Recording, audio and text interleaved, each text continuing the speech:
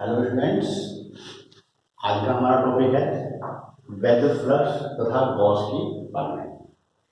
इससे पहले वीडियो में आपने वैद्युत क्षेत्र के बारे में पढ़ा, इलेक्ट्रिक फील्ड के बारे में पढ़ा, कूलॉम्स का नियम आपने उसमें पढ़ा, बिंदु आवेश के कारण वैद्युत क्षेत्र की तीव्रता के बारे में पढ़ा, वैद्युत द्विध्रुव के बारे में पढ़ा, द्विध्रुव के कारण किन किन स्थितियों में हम और किस तरह से वैद्युत क्षेत्र की तीव्रता हम ज्ञात कर सकते हैं, उसके बारे में आपने पढ़ा। अब हमारा नया टॉपिक है वैद्युत फ्लक्स तथा गॉस की परिणाम, electric flux and Gauss's theorem. लेकिन बच्चों, इस टॉपिक को शुरू करने से पहले, समझने से पहले आपको कुछ एक दो छोटी चीजें समझनी पड़ेगी, जैसे कि क्षेत्रफल वेक्टर, एरिया वेक्टर। क्योंकि जब हम वैद्युत फ्लक्स और गॉस की प्रमेय की बात करेंगे, क्षेत्रफल वेक्टर बार बार वहां पर आएगा, इसलिए इसको हमें समझना जरूरी है। क्षेत्रफल वेक्टर क्या है आपको पता है। कोई भी समतलीय क्षेत्रफल है तो समतलीय क्षेत्रफल का समतलीय क्षेत्रफल है, समतलीय क्षेत्रफल को समझते समय हम उसकी दिशा को भी इंक्लूड करते हैं। कोई भी समतलीय क्षेत्रफल है, जैसे कि ये एक हमारा ये कोई समतलीय क्षेत्रफल है जिसका एरिया ए, मैंने इसका एरिया कितना है, ए। तो अब मैं इसका जब ये जो समतलीय क्षेत्रफल है, समतलीय क्षेत्रफल में दिशा भी होती है। इसके बारे में हम जानते, इसके बारे में हम बताते समय या समझते समय इसकी दिशा को भी इंक्लूड करते हैं। तो ये कुछ समतलीय क्षेत्रफल है और इस समतलीय क्षेत्रफल का को व्यक्त करते समय हमें इसकी दिशा को भी ध्यान में रखना होता है। तो इसकी जो दिशा है, जो समतलीय क्षेत्रफल है, जो हमने एक एरिया वेक्टर जिसका एरिया जो है ए लिया है, इसकी दिशा को हम वेक्टर से प्रदर्शित करते हैं। इस एरिया को, इस समतलीय क्षेत्रफल को हम एक वेक्टर से प्रदर्शित करते हैं, क्योंकि मैंने बताया समतलीय क्षेत्रफल में परिमाण के साथ साथ दिशा भी होती है। तो इसलिए इस एरिया वेक्टर को, इस क्षेत्रफल, समतलीय क्षेत्रफल को जो है हम एक, जो समतलीय क्षेत्रफल है इसको हम एक वेक्टर के द्वारा प्रदर्शित करते हैं। उसकी खासियत क्या होती है कि वो उस समतलीय क्षेत्रफल के अभिलंबत होता है, बाहर की ओर। हमेशा जो क्षेत्रफल वेक्टर होता है, किसी भी समतलीय क्षेत्रफल का कोई क्षेत्रफल वेक्टर जो खींचा जाता है वो उसके पृष्ठ के लंबवत होता है, बाहर की ओर, और उसको हम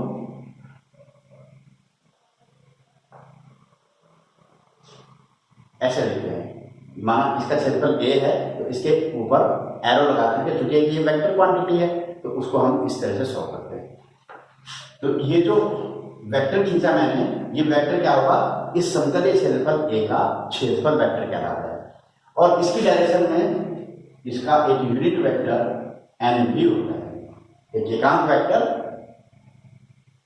एकांक सदिश इसकी दिशा में होता है। इसकी जो वैल्यू मैं फाइंड करता हूं, अगर मुझे इस क्षेत्रफल ए की, ये क्षेत्रफल वेक्टर की वैल्यू लिखनी हो तो क्या होती है, यूनिट वेक्टर और इस वेक्टर के परिमाण के गुणनफल के बराबर होती है। यानी जो क्षेत्रफल वेक्टर है, इस समतलीय क्षेत्रफल का जो क्षेत्रफल वेक्टर है ये, इस क्षेत्रफलीय वेक्टर ए की अगर हमें वैल्यू लिखनी हो तो वो यूनिट वेक्टर इंटू ए, इससे हम लिखते हैं। तो ये था हमारा क्षेत्रफल वेक्टर। क्षेत्रफल वेक्टर की क्या बात के बारे में आपने क्या समझा कि कोई भी हम जो क्षेत्रफल वेक्टर लेते हैं वो पृष्ठ के लंबवत खींचा जाता है और उसकी वैल्यू को हम इस तरह से फाइंड करते हैं। दूसरा, इसके बाद आया, दूसरी सीखने वाली बात क्या है, घन कोण। इसके बाद आया घन कोण, सॉलिड एंगल।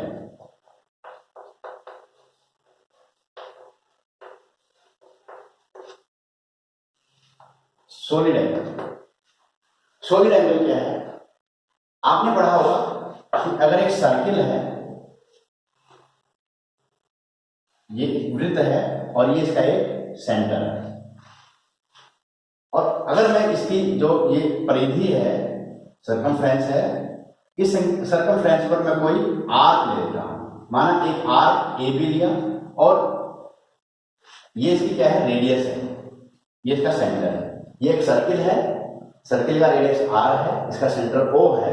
अब अगर मैं इसके सर्कमफ्रेंस पर, इसकी परिधि पर मैं एक आर्क ले लूं ए बी, तो ये जो आर्क है, ये आर्क यानी किसी भी वृत्त का आर्क, किसी भी सर्किल का जो आर्क है, वो वृत्त के केंद्र पर, सर्किल के केंद्र पर जो एंगल बनाता है, माना ये थीटा है, तो इस थीटा एंगल को हम क्या कहते हैं? समतलीय कोण कहते हैं। क्या कहते हैं? समतलीय कोण। इसको हम कहते हैं प्लेन एंगल। क्या कहते हैं? प्लेन एंगल कहते हैं, प्लेन एंगल। और इसका जो मात्रक होता है, इसकी जो यूनिट होती है वो रेडियन होती है। इसका जो मात्रक होता है वो रेडियन होता है। और इसका जो फॉर्मूला हम निकालेंगे वो क्या होता है? थीटा इक्वल टू आर्क की लंबाई और त्रिज्या, रेडियस। एक फॉर्मूला आपने पढ़ा है कि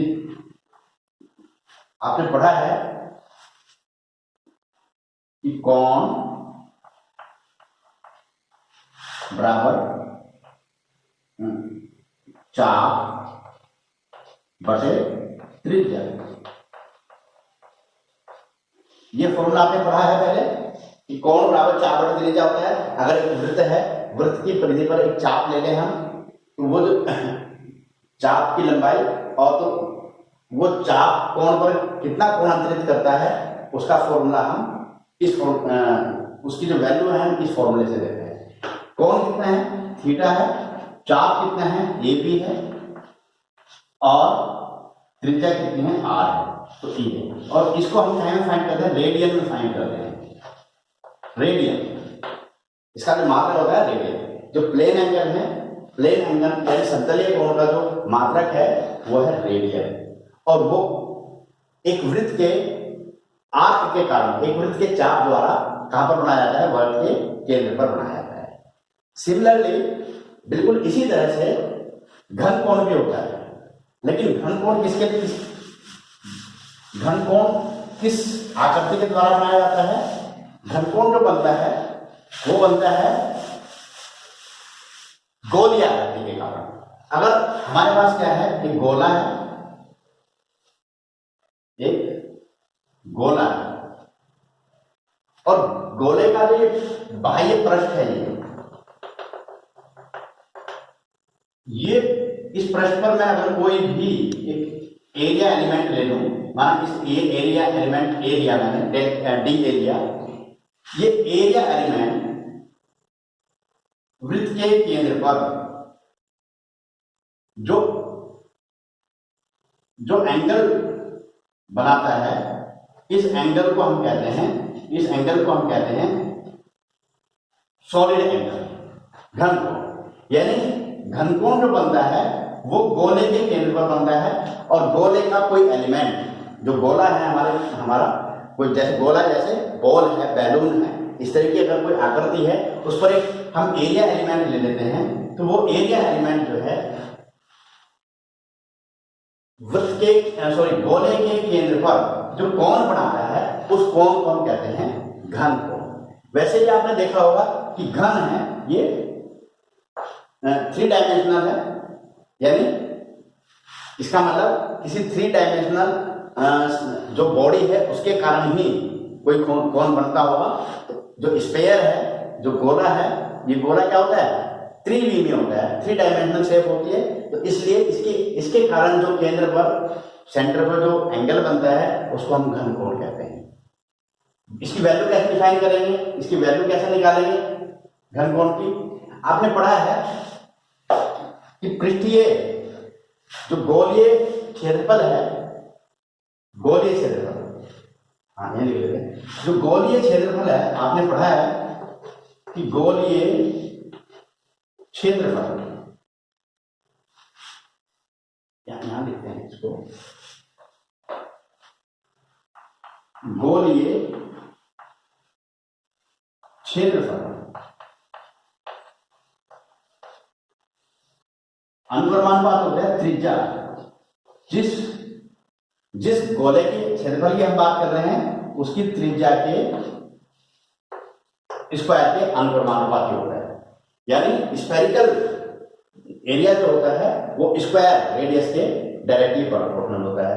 कहां से पढ़ा आपने कि जो ए होता है गोलीय पृष्ठ का क्षेत्रफल जो होता है किसी भी गोले का, वो क्या होता है 4 पाई आर स्क्वायर। या आपने हमेशा पढ़ा है गोले के पृष्ठ का क्षेत्रफल सरफेस एरिया होगा स्क्वायर।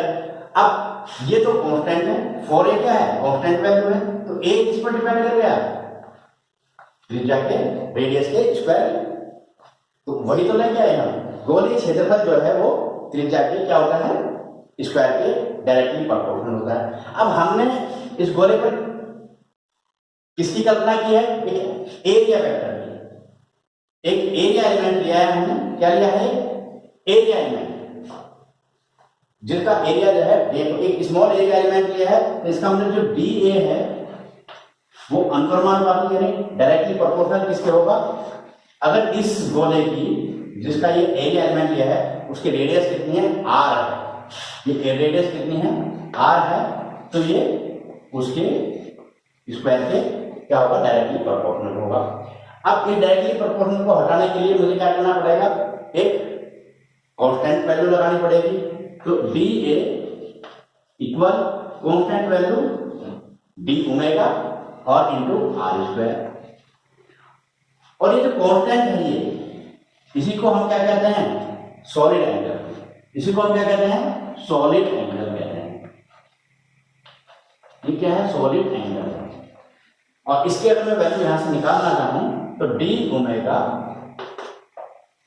क्या हो जाएगा D A upon are square. Steradian, इसका जो मात्रक होता है स्टेयर एरिया, प्लेन एंगल का जो मात्रक होता है, प्लेन एंगल का जो मात्रक होता है समतलीय कोण का जो मात्रक होता है वो रेडियन होता है, और इसका जो मात्रक होता है स्टेयर एरिया होता है।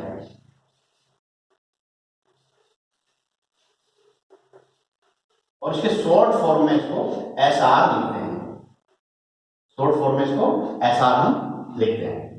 तो ये हो गया किसी भी स्फेरिकल बॉडी पर जो हम एरिया एलिमेंट लेते हैं उस एरिया एलिमेंट के कारण उसके सेंटर पर बनने वाला सॉलिड एंगल घन कोण। अब हमें तो होल स्फेयर के लिए चाहिए, जो ये होल स्फेयर है इस होल स्फेयर के कारण जो है इस पर कितना एंगल बनेगा। तो अभी मैंने बताया कि इस जो होल स्फेयर है उसका जो सरफेस एरिया होता है वो क्या होता है ए होता है, और उसकी वैल्यू होती है 4 पाई आर स्क्वायर। तो इस पूरे के कारण जो होगा, इस पूरे के कारण जो होगा वो क्या होगा ओमेगा इक्वल टू, अब डी ए क्या हो जाएगा ए हो जाएगा, तो ए अपॉन आर स्क्वायर। अब चूंकि ए की वैल्यू क्या होती है 4 pi r square upon are square, इससे ही कैंसिल आउट हो जाएगा। तो ओमेगा की वैल्यू क्या आई 4 पाई स्टेयर, यानी पूरे गोले के कारण होल स्फीयर के कारण सेंटर पर जो घनकोण बनेगा, जो सॉलिड एंगल बनेगा उसकी वैल्यू कितनी होती है 4 पाई स्टेरेडियन होती है। तो इस तरह से हम जो है क्या क्या निकाल लेते हैं घन कोण की वो हम समझ लेते हैं। तो घन कोण आपको समझ में आया होगा कि घन कोण क्या है, ये किसी भी स्फेरिकल बॉडी के कारण जो उसके सेंटर पर जो एंगल बनता है उसको हम क्या कहते हैं सॉलिड एंगल कहते हैं, घन कोण कहते हैं। इसमें एक थोड़ा सा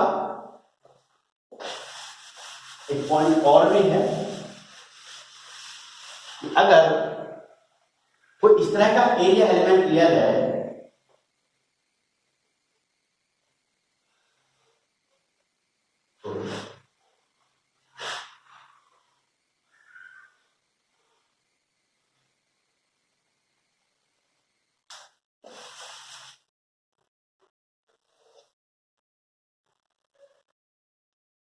एक एरिया एलिमेंट है, कोई भी हमारा क्या था, स्फीयर था, कोई गोला था, उस गोले का कोई एरिया एलिमेंट है, मान लो उस गोले का केंद्र ये है, और ये जो एरिया एलिमेंट हमने उस पर लिया, वो एरिया एलिमेंट उसके सेंटर से आर डिस्टेंस पर है, माना कितनी दूरी पर है, आर दूरी पर है।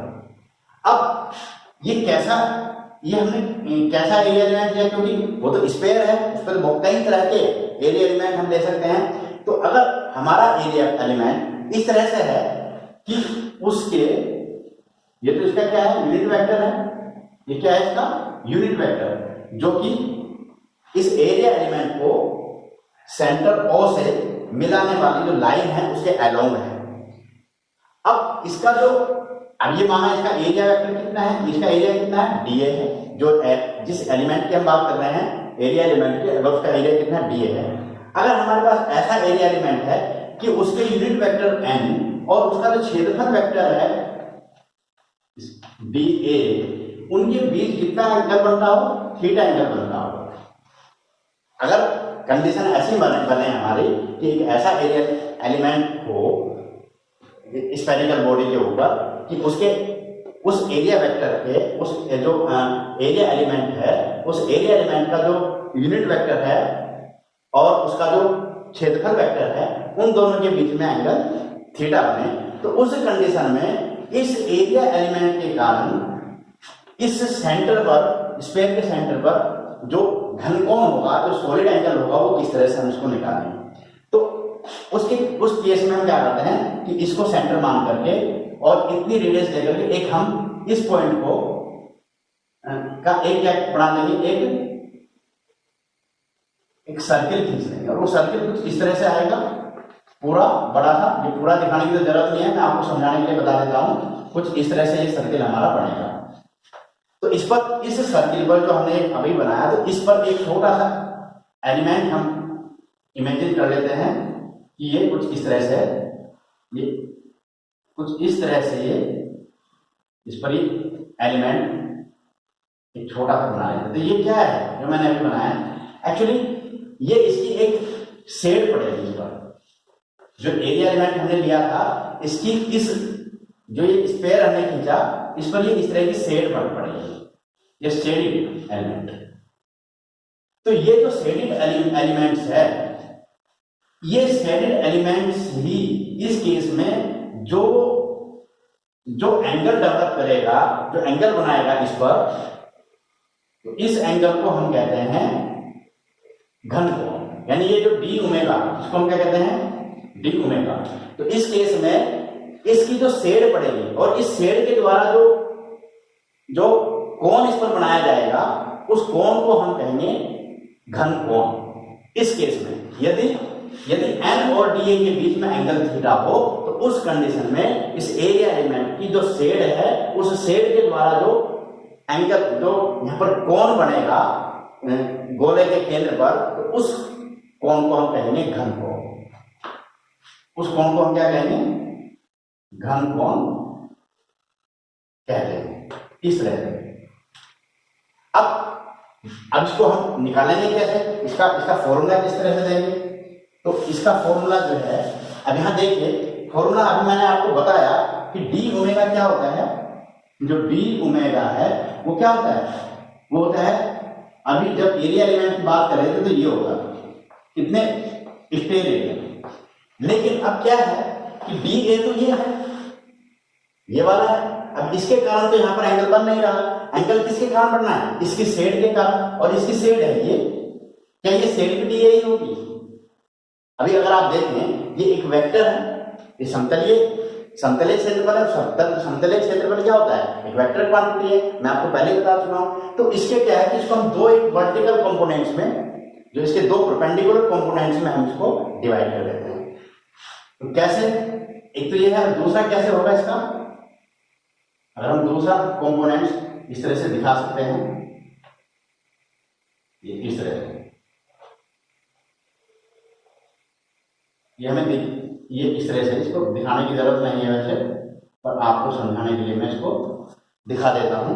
तो एक हम इस तरह से इसको क्या कर लेते हैं, परपेंडिकुलर कंपोनेंट्स में इसको हम डिवाइड कर लेते हैं, जो ये हमारा एरिया एलिमेंट हमने लिया था, कैसा एरिया एलिमेंट था ये, जिसका यूनिट वेक्टर